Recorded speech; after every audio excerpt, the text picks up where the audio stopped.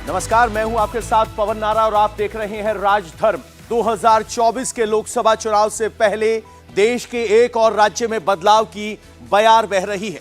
BJP का बिहार वाला प्रयोग तो कामयाब रहा। अब क्या झारखंड में भी कोई बड़ा खेल होने वाला है? क्या एक आदिवासी मुख्यमंत्री को चुनाव से पहले जेल भेज दिया जाएगा?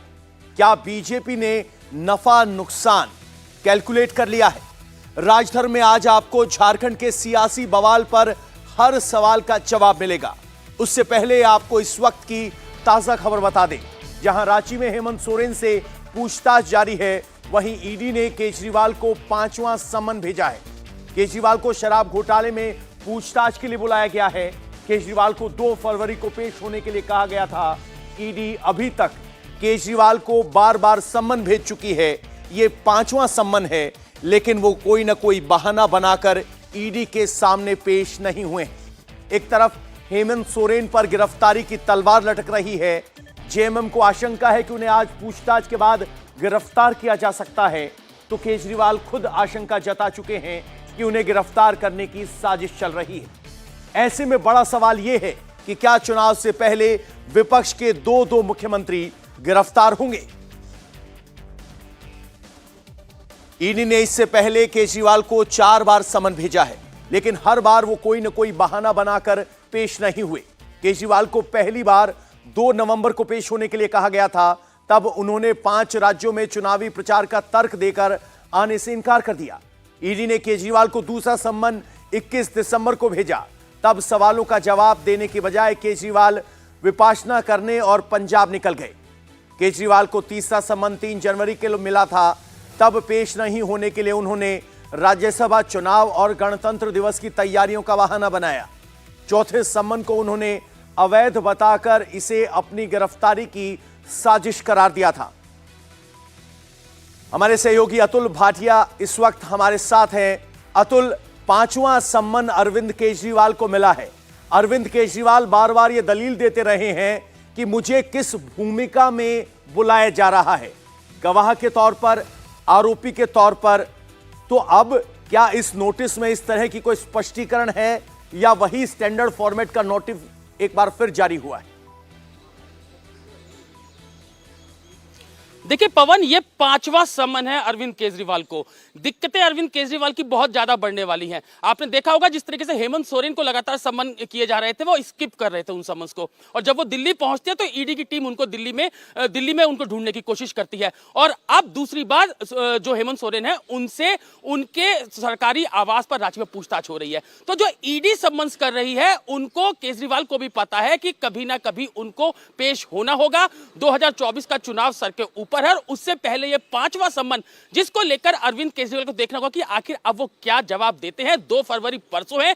जिस तरीके से पूरा ये दिल्ली का आबकारी घोटाला हुआ, कई जो है जो इसके अंदर एक्यूज थे वो सरकारी गवाह बन गए। विजय नायर, जो कि पूरा मीडिया एडवाइजर था अरविंद केजरीवाल का, उसकी गिरफ्तारी होती है और समीर महेंद्रू से जो है वो फेस टाइम से बात कराई जाती है अरविंद केजरीवाल की। समीर महेंद्रू से वो कहते हैं कि जो विजय नायर है वो मेरा बच्चा है, जो वो कह रहा है उस पर विश्वास कर लो। विजय नायर की गिरफ्तारी ईडी ने की थी। जो विजय नायर ने बयान दिए हैं वो अपने आप में काफी अहम है। विजय नायर के बयान काफी अहम है। उप मुख्यमंत्री और एक सांसद पहले ही जेल में हैं और अरविंद केजरीवाल को 5वां नोटिस मिल चुका है।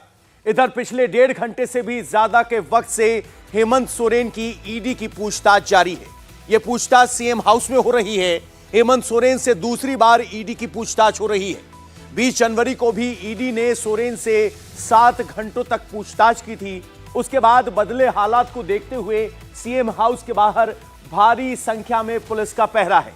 पुलिस के आला अधिकारी सीएम हाउस के बाहर तैनात हैं। सीएम हाउस और आसपास ट्रैफिक को रोक दिया गया है।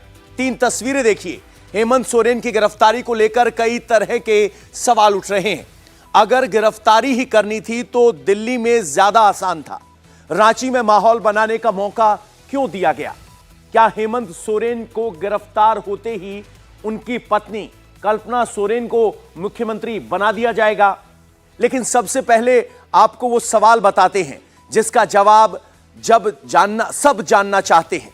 आदिवासी राज्य में सियासी उथल पुथल के बीच सबसे बड़ा सवाल यह है कि हेमंत सोरेन का क्या होगा। क्या कल्पना सोरेन सीएम बनेंगी? और अगर हेमंत सोरेन की पत्नी मुख्यमंत्री बनी तो उनके भाई बसंत सोरेन और भाभी सीता सोरेन की क्या भूमिका होगी, वो क्या करेंगे? ईडी के एक्शन और सोरेन परिवार में टेंशन के बीच बीजेपी क्या करने वाली है, ये कुछ अहम सवाल है कि क्या बीजेपी की भी कोई भूमिका होगी? कल्पना सोरेन को सीएम बनाना हेमंत सोरेन के लिए आसान नहीं होगा। सत्ता के लिए सोरेन परिवार बंट गया है। इस सियासी बवाल से सोरेन परिवार में कुल 3 किरदार हैं। पहला किरदार है हेमंत सोरेन की पत्नी कल्पना सोरेन। हेमंत सोरेन अपनी गिरफ्तारी होने पर कल्पना को सीएम बनाना चाहते हैं। दूसरा किरदार है हेमंत सोरेन के छोटे भाई बसंत सोरेन, वो खुद सीएम बनना चाहते हैं।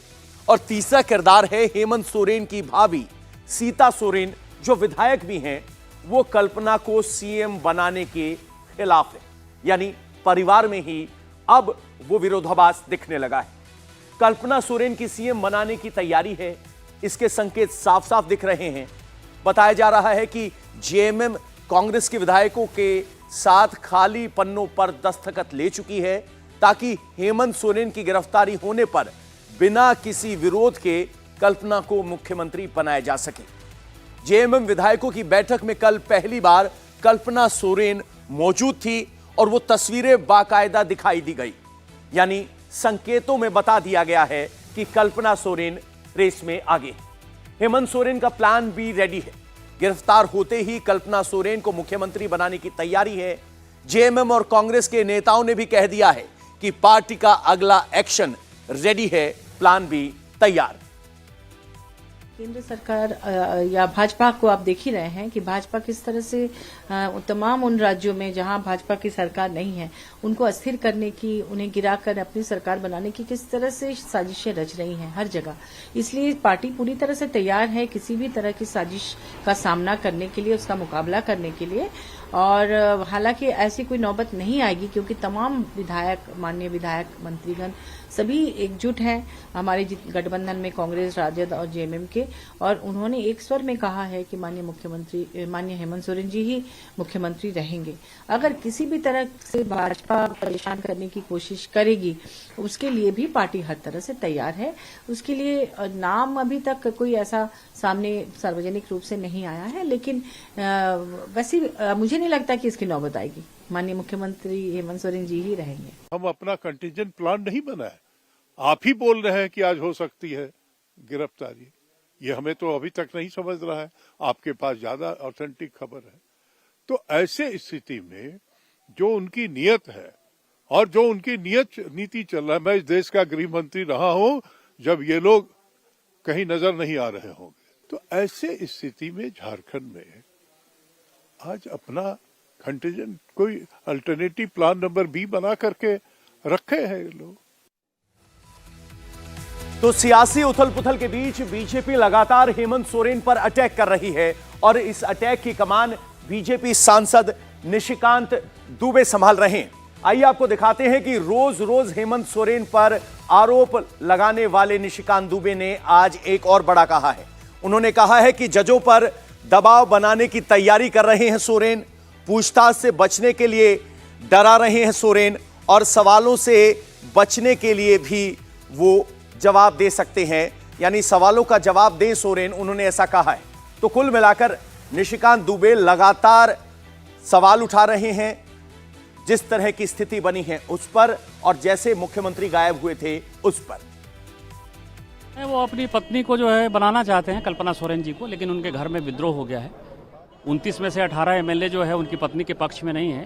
वीर शिबू सोरेन जी जो है जिन्होंने पार्टी बनाई है दुर्गा सोरेन जी के साथ, उनकी पत्नी बसंत सोरेन, ये सब कोई साथ परिवार उनके साथ नहीं। और 18 एमएलए जो झारखंड मुक्ति मोर्चा के हैं वो बसंत सोरेन को मुख्यमंत्री बनाना चाहते हैं और इसीलिए उन्होंने 2 कागज़ पर साइन कराया है। और मुझे लगता है कि झारखंड मुक्ति मोर्चा की जो टूट फूट है, ये टूट फूट उनको दिखाती है कि हम भ्रष्टाचारी के साथ नहीं रहना चाहते, हम संघर्ष से जो है इस पार्टी को बनाएं। और मुझे लगता है कि झारखंड का भविष्य उज्जवल होने वाला है। तो कह रहे हैं कि झारखंड का भविष्य उज्जवल होने वाला है, संभावनाएं नजर आ रही हैं। ईडी के रडार पर कैसे आए हेमंत सोरेन, आपको वो जरा दिखा देते हैं। आपको बताएं कि प्लॉट खरीद घोटाला हुआ, रांची के बारियातू में हड़पी सेना की जमीन, ये आरोप लगे हैं। गलत दस्तावेज दिखाकर 4.5 एकड़ जमीन को बेचा गया। प्रदीप बागची को बताया गया असली मालिक। केस दर्ज हुआ। एफआईआर के आधार पर ईडी ने शुरू की जांच। यानी जब पहली बार एफआईआर दर्ज हो गई तब ईडी इसमें आई। ईडी ने विष्णु अग्रवाल को गिरफ्तार किया। अग्रवाल के पास दस्तावेज मिले। उन दस्तावेजों में हेमंत सोरेन का नाम था और यही वो कड़ी थी जहां ईडी की भूमिका अहम हो गई। हेमंत के बैंक खाते, चेक से जुड़ी जानकारी मिली और आईएएस अधिकारी समेत कुल 14 लोग गिरफ्तार हो चुके हैं और अब मुख्यमंत्री से पूछताछ हो रही है। सीएम हाउस के अंदर पूछताछ चल रही है और बाहर सिक्योरिटी बढ़ा दी गई है। मुख्यमंत्री निवास से लेकर गवर्नर हाउस और ईडी के दफ्तर तक चप्पे चप्पे पर सुरक्षा तैनात है। धारा 144 लगाई गई है। जमीन पर हालात क्या हैं, आपको एक रिपोर्ट दिखाते हैं। सिटी एसपी राजकुमार मेहता जी हमारे साथ मौजूद हैं। किस तरीके से आप लोगों ने यहाँ पे डिप्लॉयमेंट की है, सुरक्षा व्यवस्था बढ़ाई गई है? देखिए, सुरक्षा के जो भी बिंदु हैं उन सभी बिंदुओं पर निकटतम दृष्टि रखते हुए वरीय पुलिस अधीक्षक और डीसी महोदय के द्वारा एक विस्तृत ज्वाइंट ऑर्डर निकला है। विधि व्यवस्था बनाए रखने के लिए पर्याप्त बल की जो है वो प्रतिनियुक्ति की गई है। सभी जगह मजिस्ट्रेट की प्रतिनियुक्ति हुई है। सभी को ब्रीफिंग की जा रही है और किसी भी व्यक्ति के द्वारा जो है 144 का उल्लंघन यदि करते हैं तो उस पर विधि व्यवस्था 144 कहाँ लगाया हुआ है आप लोगों ने? सीएम आवास और उसके आसपास क्या पूरे झारखंड में या कहाँ 144? अभी ये सीएम आवास, राजभवन और रेडी कार्यालय में हमारा जो है 144 लगा हुआ है। आप देख सकते हैं सीएम आवास के बाहर इस तरीके से न केवल लोकल पुलिस यहाँ पर मौजूद है बल्कि लोकल पुलिस के अलावा जो झारखंड आर्म्ड फोर्स है, उसके अलावा पैरामिलिट्री फोर्सेस है, वो इस वक्त सीएम आवास के अलावा जो राज्यपाल भवन है उसके चारों तरफ इस तरीके से आप शुरुआत से देखेंगे तो पैरामिलिट्री फोर्सेस जो है उनकी पूरी तरीके से तैनाती कर दी गई है।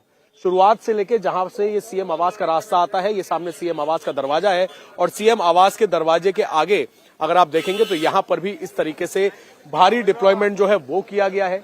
इसके साथ ही जो रास्ते हैं सीएम आवास आने जाने वाले, उन्हें फिलहाल गाड़ियों के तो इस वक्त की बड़ी खबर ज्ञानवापी से आ रही है। ज्ञानवापी मामले में बहुत बड़ी खबर यह है कि व्यास जी के तहखाने में पूजा का अधिकार मिल गया है।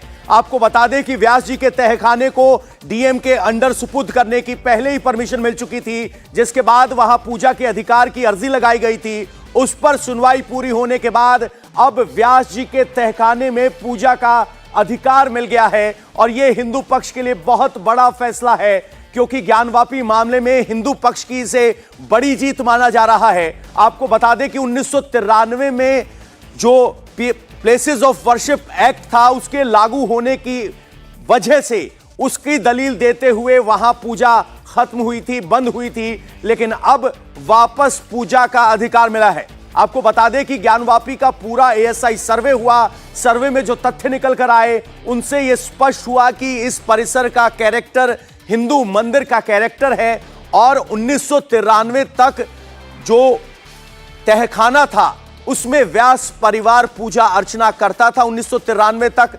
उसके बाद रोक लगी, लेकिन आज ऐतिहासिक फैसला यहां जिला अदालत वाराणसी ने दिया है, जिसमें ज्ञानवापी में तहखाने में पूजा का अधिकार मिला है। हमारे सहयोगी विशाल प्रताप सिंह हमारे साथ फोन लाइन पर जुड़े हुए हैं। विशाल, तहखाने में पूजा का अधिकार मिलना 1993 के बाद कितनी बड़ी जीत हिंदू पक्ष के लिए और इसके क्या मायने?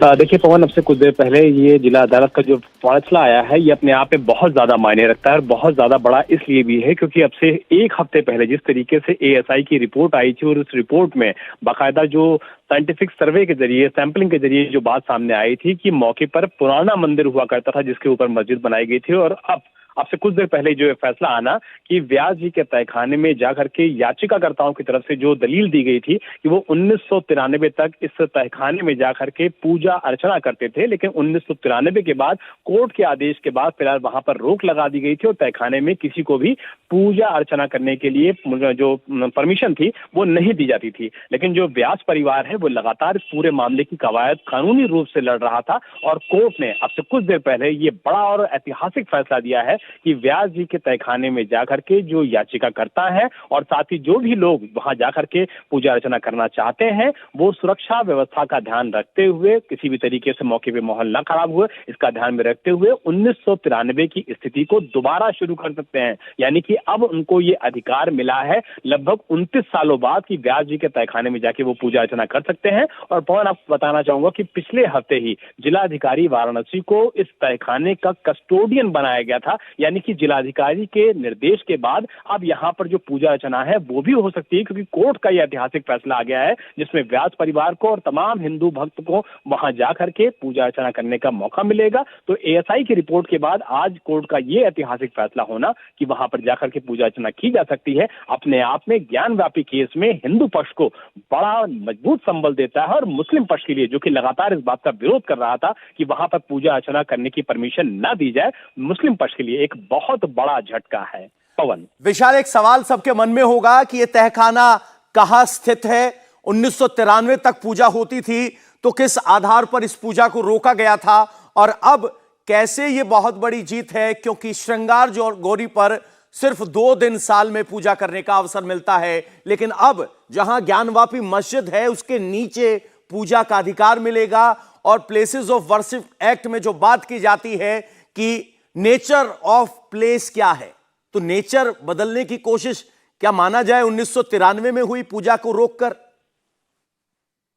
देखिए, जो हिंदू पक्ष है, जो आपने बात अभी जिक्र किया, बिल्कुल हिंदू पक्ष का यही कहना था कि 1993 तक और उससे कई 100 सालों से लगातार न सिर्फ व्यास परिवार बल्कि तमाम हिंदू भक्त जो वहां पर आते हैं काशी विश्वनाथ बाबा का दर्शन करने के लिए, वो यहाँ पर आकर के भी बाकायदा पूजा अर्चना करते थे। लेकिन 1993 के बाद जब ये मामला कोर्ट में पहुंचा था, उस दौरान कोर्ट की तरफ से ये रोक लगा दी गई थी कि फिलहाल व्यास जी के तहखाने में जाकर के पूजा अर्चना करने की इजाजत नहीं दी जाएगी। लेकिन अब चूंकि कोर्ट की तरफ से ये बाकायदा आदेश जारी कर दिया गया है कि हिंदू पक्ष वहां पर जाकर के जो पूजा अर्चना करने की उसकी अपील थी उसको न सिर्फ स्वीकार किया गया है बल्कि आदेश दिया गया है। चूंकि जिलाधिकारी इस मामले में वाराणसी के कस्टोडियन बनाए गए थे पिछले ही हफ्ते, तो अब ये जिलाधिकारी को कोर्ट के निर्देश मिलने के बाद अध्ययन करना है कि किस तरीके से वहां पर जो लोग हैं, जो श्रद्धालु हैं, भक्त हैं, वो किस तरीके से जाएंगे, किस तरीके से पूजा अर्चना करेंगे, देर करेंगे। क्योंकि जिस तरीके से श्रृंगार गौरी का आपने जिक्र किया, साल में 2 दिन ऐसे आते हैं जब श्रृंगार गौरी परिसर में जाकर के भक्त पूजा अर्चना कर सकते हैं, श्रद्धालु अपनी जो मनोकामनाएं हैं वो मांग सकते हैं। लेकिन अब ये देखना होगा कि व्यास जी के तहखाने में जिलाधिकारी को जो आदेश मिलता है जिला अदालत का, वो किस तरीके का आदेश मिलता है और किस तरीके से लोग वहां पर जाकर के पूजा कर सकते हैं। लेकिन जो ज्ञानव्यापी की पूरी लड़ाई, उस लड़ाई के अंतर्गत पिछले हफ्ते एएसआई की रिपोर्ट का आना, 839 पन्नों में इस बात का जिक्र होना, 32 महत्वपूर्ण सबूत निकालना कि वहां पर पुराने मंदिर का जिक्र आता है और ऐसा लगता है कि जो गुंबद है मस्जिद के वो ऊपर से उठा करके रिप्लेस कर दिए गए हैं। ऐसी रिपोर्ट के बाद व्यास जी के तहखाने में पूजा अर्चना का जो अधिकार है वो प्राप्त करना, बाकायदा कोर्ट के ऑर्डर से प्राप्त करना, 29 साल की लंबी कानूनी लड़ाई के बाद प्राप्त करना अपने आप में दिखाता है कि हिंदू पक्ष के लिए कितनी बड़ी जीत है। और जिलाधिकारी को निर्देश मिलने के बाद निश्चित तौर पर कस्टोडियन के तौर पर उनको ये फैसला करना होगा कि व्यास परिवार जो है, जो कि 1993 से लगातार इस मामले की लड़ाई लड़ रहा है, वो कैसे अंदर जाएगा, कैसे ज्ञानव्यापी परिसर के तहखाने में जाकर पूजा अर्चना करेगा और कैसे कितने लोगों की संख्या वहां पर हो सकती है, ये सब निर्देश है वो देखने के बाद ही तय हो पाएगा। पवन, बिल्कुल बिल्कुल, बहुत बड़ी खबर आपको पहले सबसे एक बार फिर खबर बता देते हैं। ज्ञानवापी मामले में व्यास जी के तहखाने में हिंदुओं को पूजा का अधिकार मिला है। वो स्थान जो नंदी के बगल के ग्राउंड फ्लोर के कॉरिडोर में है, जहां एक कमरा हुआ करता था, जहां ज्ञानवापी में मस्जिद बनने के बावजूद हिंदू पक्ष सैकड़ों वर्षों तक लगातार पूजा अर्चना करता रहा था, वहां 1993 में पूजा रुकी और उसके बाद अब वो अधिकार मिला है 29 साल के कानूनी संघर्ष के बाद।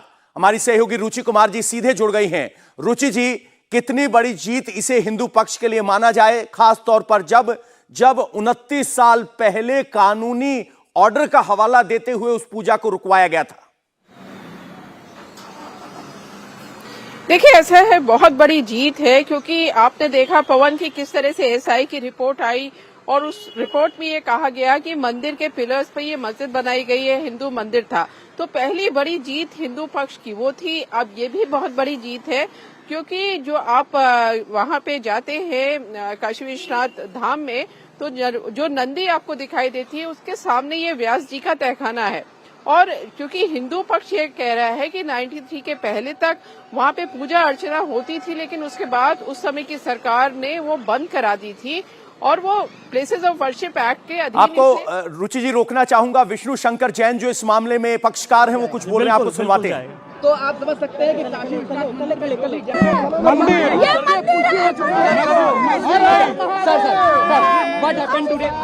विष्णु जी ये बताइए कि अब पूजा पाठ जो शुरू होगी तो ट्रस्ट को आदेश होगा है और जिला प्रशासन वहाँ जल्द से जल्द पूजा पाठ शुरू करेगा। 7 दिन के बाद सभी भक्त वहाँ जा पाएंगे कि सिर्फ कुछ 7 दिन के अंदर जिला प्रशासन को दिया है। अब जैसे जिला प्रशासन वहाँ पे अरेंजमेंट करेगा वहाँ तुरंत पूजा पाठ शुरू हो जाएगी। जो भी काशी विश्वनाथ मंदिर जाएगा वो तहखाने में पूजा करने जरूर जाएगा। जी बिल्कुल बिल्कुल जाएगा। तो आप समझ सकते हैं कि काशी विश्वनाथ मंदिर